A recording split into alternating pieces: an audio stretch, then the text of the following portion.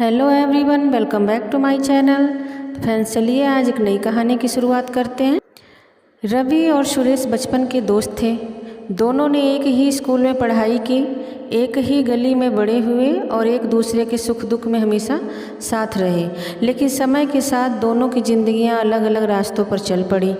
रवि ने मेहनत और ईमानदारी से अपने बिजनेस को ऊंचाइयों तक पहुंचाया, जबकि सुरेश अपने कर्ज और असफलताओं के जाल में उलझ गया।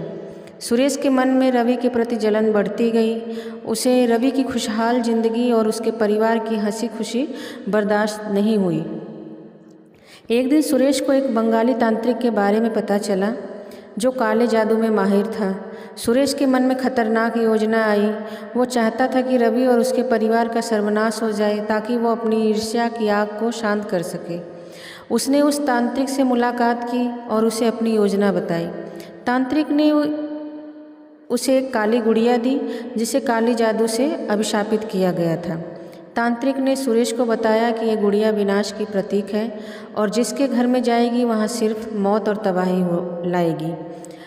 सुरेश ने रवि की बेटी शांति के जन्मदिन का इंतज़ार किया। वो जानता था कि शांति को गुड़िया का बहुत शौक़ है।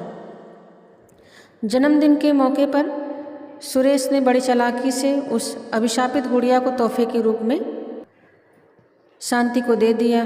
गुड़िया बहुत खूबसूरत थी। उसके काले बाल और चमकीले नीली आँखें हर किसी को आकर्षित करते थे।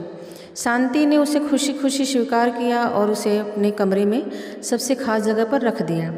पहली रात जब गुड़िया घर आई तो रवि के घर में अजीब घटनाएं शुरू हो गई।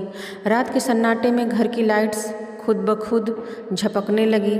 दरवाजे बिना किसी कारण खुलते और बंद होने लगे। शांति की माँ सविता ने सोचा शायद ये उन सबके मन का भ्रम है, लेकिन रवि को यही अनुभव रवि को भी हुआ। धीरे धीरे ये घटनाएं और भी डरावनी होती चली गई। एक रात रवि को लगा जैसे किसी ने उसके बिस्तर को खींचा हो। उसकी आँख खुली तो उसने देखा कि शांति की गुड़िया उसके पैरों के पास बैठी हुई थी। उसकी नीली आँखें अंधेरे में चमक रही थी। रवि को समझ नहीं आया कि गुड़िया वहाँ आई कैसे। उसने गुड़िया को उठाकर वापस शांति के कमरे में रख दिया, लेकिन उसके मन में एक अजीब सा डर बैठ गया। अगले दिन सविता को किचन में कुछ बर्तन गिरने की आवाज़ आई। जब वो देखने गई तो उसे लगा जैसे किसी ने उसे धक्का दिया हो। उसका संतुलन बिगड़ गया और वो वहीं पे गिर पड़ी। जब उसने पीछे मुड़कर देखा तो वहाँ कोई नहीं था, सिर्फ शांति की गुड़िया किचन के दरवाजे पर रखी हुई मिली। सविता ने गुड़िया को उठाकर वापस शांति के कमरे में रख दिया और इस घटना को नज़रअंदाज कर दिया। रवि और सविता के मन में धीरे धीरे डर बढ़ने लगा। गुड़िया का अचानक गायब होना और फिर अलग अलग जगहों पर मिलना उन्हें परेशान करने लगा। एक दिन रवि ने देखा कि गुड़िया शांति के कमरे में नहीं थी। उसने पूरा घर छान मारा लेकिन गुड़िया नहीं मिली। रवि को लगा कि शायद शांति ने उसे कहीं और रख दिया होगा, लेकिन शाम होते ही गुड़िया फिर से शांति के बिस्तर पर बैठी हुई मिली। शांति की तबीयत भी धीरे धीरे बिगड़ने लगी। उसे बुरे सपने आने लगे जिसमें वो गुड़िया उसको मारने की कोशिश करती दिखती। शांति की हालत देखकर रवि और सविता दोनों डॉक्टर से संपर्क किया, लेकिन कोई भी शांति की परेशानी का हल नहीं निकल पाया। धीरे धीरे रवि और सविता को भी अजीब सपने आने लगे। घर में अजीब सी आवाज़ें आने लगी, जैसे कोई फुसफुसा रहा हो, रो रहा हो या फिर कोई अचानक से हंस रहा हो। रवि ने सोचा कि शायद ये सब उसकी कोई घर की ही समस्या हो, इसलिए उन्होंने एक वास्तु विशेषज्ञ को बुलाया। विशेषज्ञ ने बताया कि घर में कोई वास्तु दोष नहीं है, लेकिन उसे घर में एक अजीब सी नकारात्मक ऊर्जा का अनुभव हो रहा है। विशेषज्ञ ने रवि को सलाह दी कि वो घर की सफाई करवाए और किसी पंडित से पूजा करवाए। रवि ने विशेषज्ञ की सलाह मानी और पूजा करवाई, लेकिन पूजा के दौरान ही घर में अजीब चीज़ें होने लगी। दीपक अपने आप बुझ गए, घंटी खुद ही बजने लगी और पुजारी को भी अजीब सा महसूस होने लगा। पूजा के बाद भी हालात नहीं सुधरे, बल्कि अब हालात और भी बिगड़ गए। सविता की तबीयत बिगड़ने लगी। वो अचानक बेहोश होने लगी और उसे अजीब अजीब सी चीज़ें दिखाई देने लगी। रवि ने एक तांत्रिक को बुलाया जो इस तरह की चीज़ों को समझता था। तांत्रिक ने घर में कदम कहा कि इस घर में बहुत बड़ी मुसीबत है और वह मुसीबत एक गुड़िया के रूप में है। उसने गुड़िया को देखते ही कहा कि गुड़िया काले जादू से अभिशापित है और इसे घर से बाहर करना बहुत ज़रूरी है। तांत्रिक ने कहा कि इस गुड़िया को किसी करीबी ने घर में लाया है ताकि इस घर को तबाह किया जा सके। रवि को समझ नहीं आया कि कौन ऐसा कर सकता है। तांत्रिक ने गुड़िया को जलाने की सलाह दी, लेकिन जब उन्होंने गुड़िया को जलाने की कोशिश की तो आग की लपटें नीली हो गई और घर में तेज हवाएं चलने लगी। गुड़िया पूरी तरह जलने की बजाय और भयानक लगने लगी। धीरे धीरे हालात इतने बिगड़ गए कि रवि का बिजनेस भी चौपट होने लगा। उसके पार्टनर उसे धोखा देने लगे और उसकी इनकम लगातार गिरने लगी। उसके दोस्त भी उससे दूर होने लगे। रवि अब मानसिक रूप से भी कमज़ोर होने लगा। उसे समझ नहीं आ रहा था कि वो क्या करे। घर का माहौल बहुत भारी हो गया था और रवि की खुद भी सेहत बिगड़ने लगी। एक दिन रवि ने अपने दोस्त सुरेश को फ़ोन किया और उससे अपनी परेशानी साझा की। सुरेश ने रवि की परेशानी को सुनकर सहानुभूति जताई, लेकिन अंदर ही अंदर वो इस बात से खुश था कि उसकी योजना सफल हो रही है। शांति की तबीयत इतनी बिगड़ गई कि उसे अस्पताल में भर्ती करवाना पड़ा। डॉक्टरों ने बताया कि उसकी हालत बहुत नाजुक है और शायद वो अब नहीं बचेगी। रवि और सविता टूट चुके थे। उनकी बेटी उनकी आंखों के सामने मौत के करीब जा रही थी और वो कुछ भी नहीं कर पा रहे थे। इसी दौरान रवि को सुरेश के बारे में कुछ बातें पता चली। उसने एक पुराने दोस्त से पता किया कि सुरेश काले जादू और तांत्रिक के संपर्क में पहले था। रवि को शक हुआ कि शायद सुरेश ही सब के पीछे तो नहीं है। उसने सुरेश के घर जाकर उससे सीधा सवाल किया। पहले तो सुरेश ने सब कुछ नकार दिया, लेकिन जब रवि ने उसे दबाव में लाया तो सुरेश ने अपना गुनाह कबूल कर लिया। उसने बताया कि वो रवि से जलता था और उसकी खुशहाल ज़िंदगी बर्बाद करना चाहता था। उसने इसलिए काले जादू की गुड़िया रवि घर भेजी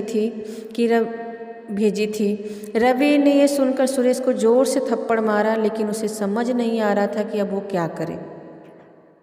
वो सुरेश को सबक सिखाना चाहता था ताकि उसे अपने किए का पछतावा हो। रवि ने सोचा कि अगर उसकी और उसके परिवार की ज़िंदगी बर्बाद हो रही है तो सुरेश भी चैन से नहीं जीने पाएगा। रवि ने तांत्रिक से फिर से संपर्क किया और उससे पूछा कि वो इस अभिशाप को कैसे सुरेश पर पलट सकता है। तांत्रिक ने बताया कि अगर गुड़िया को उसके असली मालिक के पास वापस भेज दिया जाए तो यह अभिशाप पलट सकता है, लेकिन इसके लिए रवि को अपनी जान दांव पर लगानी होगी। रवि ने बिना किसी हिचकिचाहट के हाँ कर दी। उसने अपनी जान की परवाह किए बिना ही सुरेश को उसकी सज़ा देने के लिए वो तैयार हो गया। रवि ने गुड़िया को लेकर सुरेश के घर गया और उसे सुरेश के सामने रख दिया। उसने कहा, ये वही गुड़िया है जो तूने मेरी ज़िंदगी बर्बाद करने के लिए भेजी थी। अब ये तेरे पास रहेगी। सुरेश हंस पड़ा, लेकिन उसकी हंसी तब रुक गई जब गुड़िया की आंखें उसकी तरफ घूरने लगी। सुरेश ने गुड़िया को बाहर फेंकने की कोशिश की, लेकिन गुड़िया वापस उसके हाथ में आ गई। अब गुड़िया ने सुरेश का पीछा करना शुरू कर दिया। रवि घर लौट आया, लेकिन उसकी हालत बिगड़ने लगी। उसने सविता और शांति से कहा कि वो उनसे बहुत प्यार करता है, लेकिन शायद ये उनकी आखिरी मुलाकात है। रवि ने गुड़िया का सारा सच सविता को बताया और कहा कि वो सुरेश को उसकी सज़ा दिलाकर ही मरेगा। उसी रात रवि की मौत हो गई। अगले दिन सुरेश को अजीब अजीब सी चीज़ें दिखने लगी। उसे हर जगह वही गुड़िया दिखाई देने लगी। उसे लगा जैसे गुड़िया उसके पीछे पड़ी हो। उसकी सेहत बिगड़ने लगी और उसे अजीब अजीब सी बीमारियां लगने लगी। उसने बहुत कोशिश की कि वो गुड़िया से छुटकारा पा सके, लेकिन गुड़िया हर बार उसके पास लौट आती। आखिरकार सुरेश की भी मौत हो गई, ठीक वैसे ही जैसे रवि की हुई थी। गुड़िया ने सुरेश को भी नहीं छोड़ा और उसने भी उसी काले जादू का शिकार होकर अपनी जान गंवा दी। रवि और उसके परिवार को खोने के बाद लोगों ने समझा कि लालच और जलन किस कदर इंसान को बर्बाद कर सकती है। सुरेश ने अपनी ईर्ष्या में आकर अपने सबसे अच्छे दोस्त की ज़िंदगी तबाह कर दी, लेकिन अंत में उसे भी उसी का खामियाजा भुगतना पड़ा। इस कहानी का अंत बताता है कि बुराई चाहे कितनी भी बड़ी हो, उसका अंत अवश्य होता है। रवि ने अपने जीवन की अंतिम सांस में भी न्याय किया और अपने परिवार के लिए वह सज़ा दिलवाई सुरेश को, जो उनके साथ यह सब करने वाले को मिलनी चाहिए थी। रवि और उसके परिवार की आत्मा अब शांति में थी, लेकिन सुरेश की आत्मा अब भी उस गुड़िया के साथ भटक रही थी जिसे उसने रवि के लिए अभिशापित करवाया था।